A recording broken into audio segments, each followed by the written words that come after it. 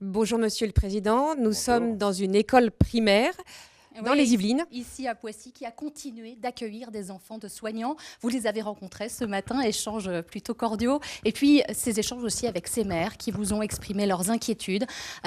Tout sera-t-il prêt d'ici la semaine prochaine? Et est-ce que vous envisagez de décaler la rentrée comme le demandent certains élus? Écoutez, d'abord, vous l'avez rappelé, depuis que nous sommes en confinement, donc depuis la mi-mars, il y a près de 30 000 élèves chaque jour qui vont à l'école.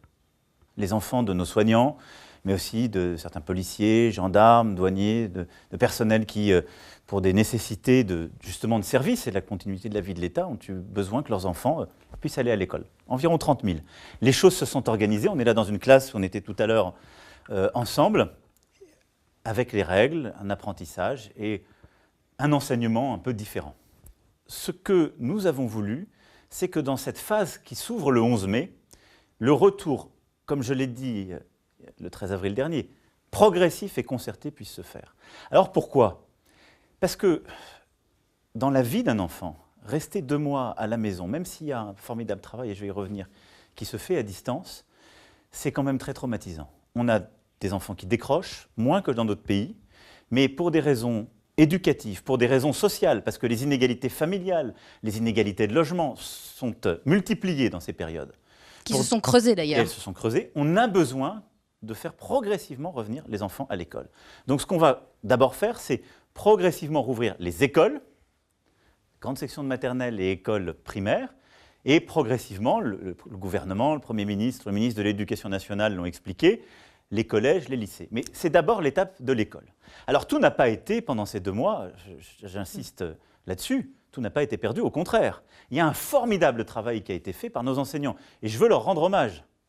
Parce que l'Éducation nationale s'est mobilisée et on a véritablement apporté aux enfants, chez eux, une offre éducative formidable à distance, par le numérique, mais aussi par la poste. Et donc, je veux qu'on n'aille pas dire que nos enseignants, pendant 2 mois, étaient en vacances. C'est tout le contraire. Ils se sont mobilisés, ils ont justement appris à enseigner différemment aussi. Ils ont beaucoup travaillé. Moi, je veux leur rendre hommage, rendre aussi hommage aux familles qui se sont beaucoup mobilisées. Mais à partir du 11, une nouvelle étape va commencer. Et, alors justement, et donc, on rouvre les écoles. À partir de combien d'écoles ouvertes, combien d'enfants présents, vous estimerez que ce déconfinement scolaire est une réussite? Alors, ce n'est pas pour moi en nombre que ça doit se poser. Je l'ai dit, ça doit être progressif et concerté, c'est-à-dire qu'il faut bien le faire. Le 11, dans la plupart des écoles, ce sera une journée de pré-rentrée, comme on le connaît quand on fait la rentrée scolaire. Parce que les enseignants, il y a des exceptions, il y en a qui accueilleront les enfants dès le 11, mais la plupart du temps, ce sera une journée de pré-rentrée pour s'organiser entre soi. Et le 12 ou le 14, et là, il faut laisser sur le terrain les choix, peut-être chez certains un peu plus tard, on va accueillir progressivement les enfants. En ce moment même, les directeurs et directrices d'école, avec les maires, et je veux vraiment remercier les maires, l'ensemble de nos élus, mais aussi nos directeurs et directrices d'école et l'ensemble des enseignants. Qu'est-ce qu'ils sont en train de faire? Ils sont en train d'organiser les choses pour dire combien d'enseignants peuvent revenir. Ils sont prêts à revenir. C'est la discussion que je viens d'avoir. Ils sont en train d'appeler les familles, de leur écrire. Peut-être si vous avez des enfants, vous avez reçu ces mots, pour savoir est-ce que vous voulez remettre vos enfants à l'école. Ils sont en train aussi d'établir des priorités. J'avais des mères qui me disaient, moi, je veux d'abord que ce soit les enfants de ce qu'on appelle les familles monoparentales qui puissent revenir, les enfants les plus décrocheurs, ceux qui ont le plus de difficultés, je les connais, c'est eux qu'on va d'abord privilégier. C'est très bien. Et donc, progressivement la semaine prochaine, on va rouvrir avec des classes qui seront beaucoup plus réduites. Vous voyez, on met moins de tables, on ne peut pas organiser la cantine de la même manière, on ne peut pas organiser. Et donc, on va devoir collectivement, au plus près du terrain, avec beaucoup de pragmatisme, organiser les choses. Donc, mon objectif, ce n'est pas combien d'écoles, c'est que tous les enfants qui ont besoin de revenir à l'école, parce qu'ils sont décrocheurs, parce qu'ils sont dans des familles qui n'arrivent pas bien à les aider, parce que le travail à distance, l'enseignement à distance n'est pas adapté, parce que les parents doivent retravailler, pour toutes ces raisons, que les enfants puissent trouver une école ouverte avec un temps aménagé. Je veux plutôt une bonne rentrée qu'une rentrée en nombre. Progressivité, souplesse, mais que répondez-vous à ces élus, ces maires, et ils sont de plus en plus nombreux qui disent « nous ne pourrons pas rouvrir la semaine prochaine ». Est-ce que vous envisagez des mesures de contrainte? Non, pas du tout. Ce n'est pas la philosophie, et je l'ai dit dès le 13 avril dernier. Ce que nous avons à vivre collectivement, enfin, on l'a déjà dit plusieurs fois, c'est inédit. C'est inédit. jamais notre pays a eu à décider librement comme ça de se fermer, de restreindre la circulation. On l'a fait en citoyen libre. Et là, on doit rouvrir avec, je le sais, des incertitudes, un virus qu'on maîtrise mieux grâce au confinement et grâce à l'engagement de toutes les Françaises et de tous les Français. Et je veux encore une fois les en remercier. Mais qui est toujours là. Donc il faut être très prudent et avec des règles sanitaires, avec un apprentissage. Donc les maires, je comprends leur angoisse, je comprends leurs questions, leurs inquiétudes. Mais ils veulent bien faire. Et donc il faut leur laisser le temps de bien faire et la souplesse. J'étais à l'instant avec des maires qui parfois ont signé les tribunes. Tous m'ont dit, nous on veut rouvrir. Je n'ai pas un maire avec qui j'ai parlé aujourd'hui qui m'a dit, nous ne voulons pas rouvrir. Certains m'ont dit, on va réussir à rouvrir dès le 12. Le maire des Mureaux, il me dit, dès le 12, je vais rouvrir, mais pour les familles qui sont les plus en difficulté. La semaine d'après, j'élargirai encore un peu. Je vais y aller prudemment. Mais je sais, mes familles en difficulté, je vais les privilégier. Un autre m'a dit, peut-être que j'aurai plus de confort si je peux ouvrir le 14. Le tout, c'est que les maires, avec leurs directeurs d'école, leurs enseignants, soient sur une position commune concertée et que les parents soient bien informés. Parce que c'est très important que la vie familiale, professionnelle s'organise et que donc, d'ici à la fin de semaine, chaque parent soit informé de comment ça marche dans sa commune et pour son école. Et que dites-vous aux enseignants qui ne souhaitent pas reprendre la classe? Est-ce que là aussi, vous voulez vous montrer souple? D'abord, je leur dis merci du travail fait pendant toutes ces semaines. Ils ont tous contribué et fait un travail formidable. On a inventé une nouvelle façon d'enseigner par cet enseignement à distance, que ce soit, je disais, par le numérique, la poste, et je sais qu'ils ont beaucoup travaillé parce que parfois c'est complètement refaire les cours, c'est une mobilisation, une organisation de leur temps différent. Donc je leur dis d'abord merci. Je dis merci aussi aux enseignants qui ont accepté d'être présents physiquement. Vous étiez avec moi avec des professeurs des écoles qui étaient là et qui sont venus par roulement. Il y en a eu des milliers. Et ils sont venus à un moment où l'anxiété était beaucoup plus grande dans le pays, où le virus tournait de manière beaucoup plus virulente. Il a fallu que des enseignants, en organisant les choses, avec là aussi les maires, les directeurs d'école, il a fallu que des enseignants aient aussi le courage, le sens du devoir, mi-mars, de venir enseigner devant des enfants. Il ne faut pas l'oublier. Mais ça. à ceux qui Et on l'a fait. s'inquiètent, qui ne Et veulent à ceux pas qui aujourd'hui. s'inquiètent, je veux leur dire, parlez avec vos collègues qui ont su le faire. Et pour moi, la règle, c'est simple. On ne vous mettra jamais en situation, en venant faire votre travail, de danger. Et donc, je veux que partout, les choses soient bien organisées.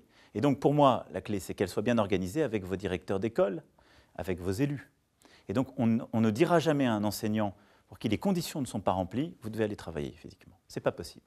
Et donc, on est en train de s'assurer, par ce travail formidable des directeurs et directrices d'école, que les conditions sont remplies. Il y aura une autre organisation, et donc soyez rassurés là-dessus, c'est-à-dire que les classes seront plus petites, le temps organisé différemment, autour de 4 temps de la vie des enfants. Il y aura le temps où les enfants sont à l'école, comme on est là, dans une classe. Il y aura le temps où les enfants auront de l'étude dirigée, ce qui permet d'avoir des classes moins nombreuses. Il y aura le temps où, là aussi, avec les communes et un engagement, y compris financier de l'État, on va organiser une vie qui est pédagogique, mais non scolaire. C'est ce que le ministre appelait les 2 S2C, c'est-à-dire on va faire du sport, du civisme, de la citoyenneté, de la culture. Et donc on va demander aux acteurs sportifs, aux acteurs aussi culturels, de s'engager avec nous à l'école, dans une période où moi je veux qu'on les accompagne, parce qu'eux-mêmes ne peuvent plus travailler. Mais je vais leur demander, sur la base du volontariat, de venir nous aider à enseigner différemment à nos enfants. Et puis il y aura un temps qui continuera à se faire à distance, à la maison. Donc je veux renseigner nos enseignants, j'entends parfaitement leur réticence. Ça se fera dans le dialogue, calmement, parce que nul ne sait dire combien de temps on aura à vivre avec le virus. Ce que je disais, le virus, quand on aura un traitement ou un vaccin, on l'aura éradiqué complètement. Peut-être qu'il va partir en raison des saisons ou autre. Je suis très humble, nous ne savons pas. Mais on ne peut pas dire, pendant des mois et des mois, le pays ne vit plus. On a dû décider ce confinement inédit. Maintenant s'ouvre une nouvelle phase où on doit essayer de continuer à maîtriser l'épidémie en ayant la vie d'une nation libre. Vous craignez l'écroulement économique? L'écroulement économique, vous le craignez? Non, je n'ai pas ces grands mots. Je mesure avec vous le choc massif économique. Nous sommes une nation forte. Et c'est parce que nous avons d'ailleurs cette force, cette crédibilité. Parce que depuis 3 ans, le gouvernement a su mener avec courage les réformes sur lesquelles je m'étais engagé, que nous avons renforcé cette crédibilité. Mais est-ce que cette reprise progressive par petits groupes ne va pas impacter finalement la reprise économique, parce que les employeurs vont devoir s'adapter à cette reprise? C'est une question très importante. Mais d'abord, je veux dire que là, ce qu'on est en train de vivre, on a su y répondre. On est le pays qui a sans doute le dispositif de chômage partiel le plus généreux au monde. Je l'ai fait en conscience, parce que c'est comme ça qu'on préserve les compétences dans l'entreprise et qu'on évite les licenciements dans cette période. On sait qu'il y en aura malheureusement à cause du choc économique et social qui est là et qui arrive. Néanmoins, on a pu investir au bon endroit, on a pu accompagner nos indépendants, nos artisans, on a pu accompagner nos agriculteurs qui sont engagés avec beaucoup de courage dans cette période, nos entrepreneurs comme nos salariés, parce que nous sommes une nation forte, parce qu'on avait réduit le déficit et eu une crédibilité qui nous permet aussi d'emprunter sur les marchés. Maintenant, toute cette période, elle va être devant nous. Et nous ne sommes qu'au début de la crise économique et sociale. Et donc, il nous faudra, ça j'aurai l'occasion d'en reparler, bâtir les solutions. Maintenant, pour cette phase, ces 3 semaines qui sont devant nous, ce n'est pas un retour à la vie normale. L'épidémie est là, on la maîtrise mieux.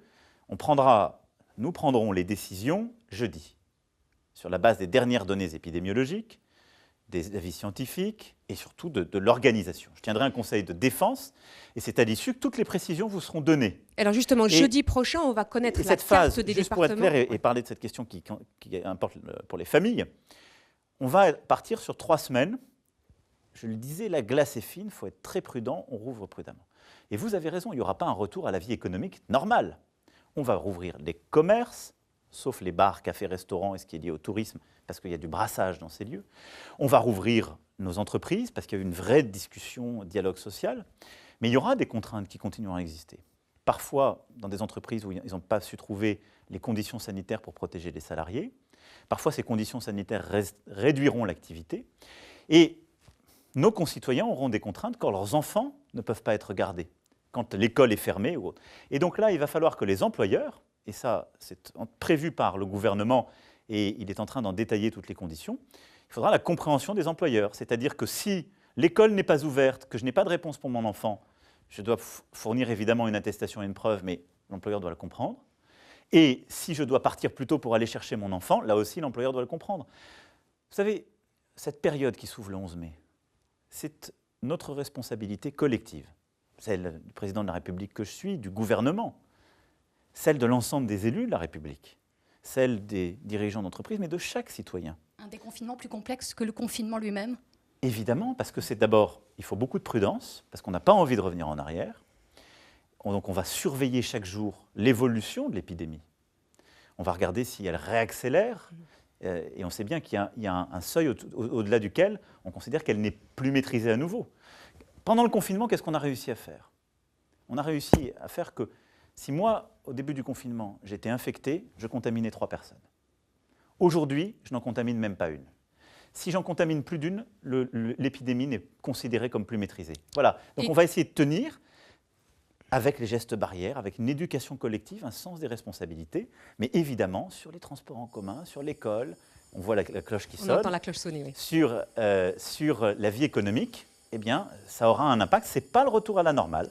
Et au bout de ces 3 semaines, au-delà de nos indicateurs de chaque jour, qu'est-ce qu'on verra ? On verra si on a une remontée forte dans les urgences. Et là, on pourra voir si on maîtrise et si on peut continuer cette phase, rouvrir encore un peu plus, ou au contraire refermer certaines autres activités. Alors on va rester sur jeudi prochain, on va découvrir la carte du déconfinement. Est-ce que les départements en zone rouge, quelles sont les restrictions que vous envisagez pour ces départements-là ? Le Premier ministre, avec les ministres, y reviendront en détail. Bon. Moi, je vais essayer d'avoir un propos simplement je dirais très simple et de bon sens.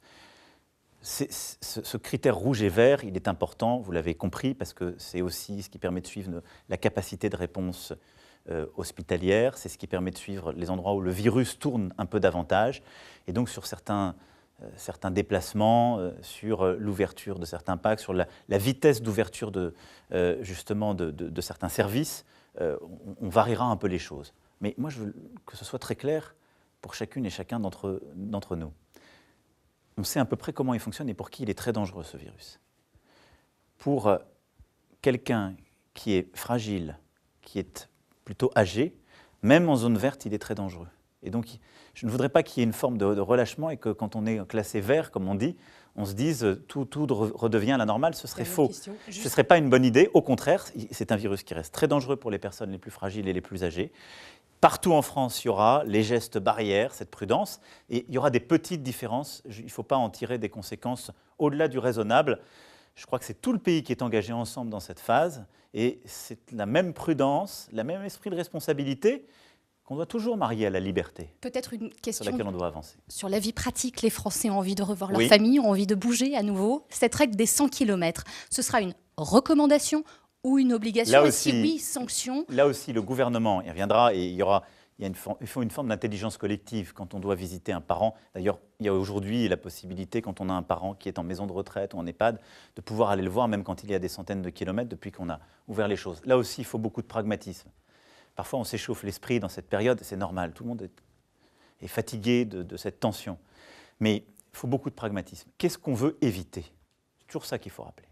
On veut éviter le brassage. C'est-à-dire, on veut éviter qu'il y ait des milliers et des milliers de concitoyens qui viennent d'endroits qui sont plus infectés, qui aillent se mettre dans des endroits qui sont plutôt plus protégés. Parce qu'à ce moment-là, on va accélérer la diffusion du virus un peu partout. Mais donc, il y aura des contrôles ou pas? Donc, il y aura encore des éléments de contrainte sur des déplacements longs, et il y aura des contrôles. Avec des attestations. Donc, le gouvernement précisera les règles, très précises, mais je vais vous donner la finalité. La finalité, on pourra toujours aller voir ses proches dans un cadre qui sera donné, mais on veut éviter. Qu'est-ce qu'on veut éviter? Ses proches, c'est-à-dire pour raison médicale impérieuse ou Je ne vais pas vous faire le bulletin, et ce n'est pas mon rôle, mais mon rôle, c'est peut-être de rappeler une forme de bon sens dans cette période, et de rappeler que ce qu'on vient de faire collectivement, ce qu'on est en train de faire est inédit. Et on est en train de le réussir, ce confinement. Et ce qu'on va faire avec cette période qui s'ouvre le 11 mai est inédit aussi, et on doit le faire tous ensemble en citoyens libres et responsables. Et donc, il ne faut pas perdre de vue ce bon sens. Ce qu'on veut éviter, c'est des grands brassages partout. Donc on va demander de continuer à être vigilant, de ne pas retrouver sa vie normale. Ce qu'on veut éviter au fond, il y a 2 grands week-ends qui arrivent. On veut éviter que des gens qui sont dans des villes qui sont très touchées aillent dans des zones qui sont moins touchées pour prendre un peu le verre, pour aller à la plage ou ailleurs. C'est aussi pour ça qu'il y a ces mesures un peu de restriction, et c'est normal. Merci beaucoup, Monsieur le Président. Juste une toute petite question très courte. Les vacances cet été, on sait qu'il y a beaucoup de Français qui ne pourront pas, qui n'ont pas les moyens de partir, mais est-ce qu'on pourra partir sur les plages, s'aérer? Alors, très vite. Je veux toujours, moi, avoir cet esprit de rigueur, de responsabilité, et rappeler, on n'a pas gagné la bataille contre le virus. Il est toujours là, on l'a ralenti. On va ouvrir une nouvelle phase. Si on est tous responsables collectivement, je suis sûr qu'on y arrivera. Et je veux donner cette lueur d'espoir. Moi, je souhaite que dans chaque secteur de la vie, on arrive à retrouver quelque chose. Il est trop tôt pour vous dire si on pourra avoir des vacances. Ce que je peux vous dire, c'est qu'on va limiter les grands déplacements internationaux, même pendant les vacances d'été. Et donc, on restera, je dirais, entre Européens. Peut-être, en fonction de l'évolution de l'épidémie, il faudra même réduire un peu plus. Mais ça, c'est trop tôt pour le dire. On le saura début juin. Ce sera début juin, c'est là qu'il faudra dire les choses. Mais mon souhait, c'est qu'on puisse au maximum aider chacun à avoir une vie familiale, et donc voilà, avoir cette part d'espoir et un peu de sourire et de soleil. Il y a aussi toutes celles et ceux, vous le disiez, qui n'ont pas de vacances et qui ne peuvent pas en avoir. Et ce à quoi on travaille, c'est aussi à cette nation apprenante tout au long de l'année. On a beaucoup d'enfants qui ne partent jamais en vacances, qui ne pourront pas. On a aussi beaucoup de familles qui parfois partaient plusieurs mois dans leur famille d'origine, assez loin. On a des situations multiples dans le pays. Et je veux qu'on puisse, nous collectivement, être aussi aux côtés des familles pour peut-être les aider davantage que d'habitude à organiser des temps de repos, des temps de loisirs, parfois à proximité, des temps d'occupation, des temps de culture, ensemble. Et donc, nous sommes en train aussi de revisiter la vie de la nation, ce que le gouvernement a à faire, ce que chacun a à faire. Et l'été sera aussi un moment où l'invention, la créativité doivent être au rendez-vous d'un été un peu particulier à cause du virus. Merci beaucoup, Monsieur le Président. Monsieur le Président, merci à vous. Merci à vous, merci beaucoup.